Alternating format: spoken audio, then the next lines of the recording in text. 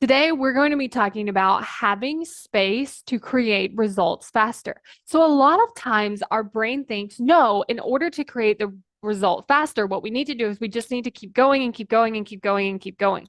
But what ends up happening is we end up doing a lot of stuff that probably isn't necessary to do to achieve our goal. Or we start to flip flop between, I'm going to do this for a couple days, I'm going to do this for something else, and I'm going to do this. And we don't know what's working and we don't know what's not working because we're trying so many different things. And we're not even taking a second to consider, like, oh, this thing I'm doing over here is really, really working. So I'm going to do more of that. This thing that I'm doing isn't giving me as much of the results that I want. So I'm not going to do that.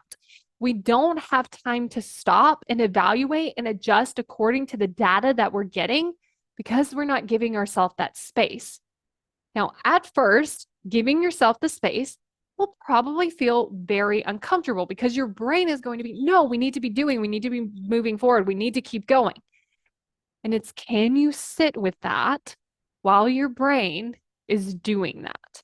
Because your brain is going to continue to spin in that, no, we need to keep going, we need to do this, we need to do this. But can you sit here and not act from that and just let your brain kind of spin over here?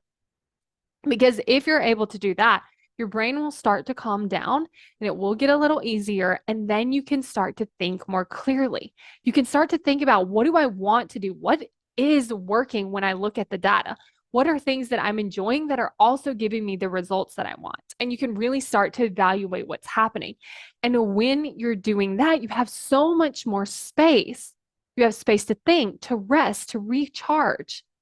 So I want you to think about this, especially if it feels really hard to do, doing it as an experiment. I'm just going to try this. So for me, I worked on having a screen-free day.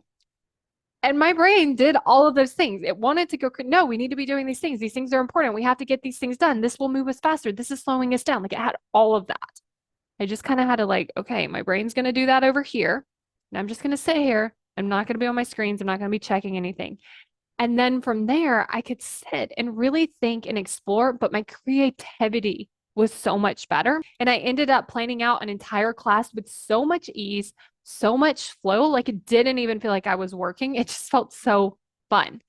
So if you can start to create some space and even start to do it really small, it's like, okay, can I create the space for like an hour? I'm not going to work on anything. I'm not going to do anything. I'm not going to check my phone. I'm just going to create this space. And again, it might feel uncomfortable at first, but just try it as an experiment and just kind of see what happens. Just kind of see what comes up for you. Just kind of see how this could actually help you move toward your goals so much faster. Are you constantly judging yourself for not taking action?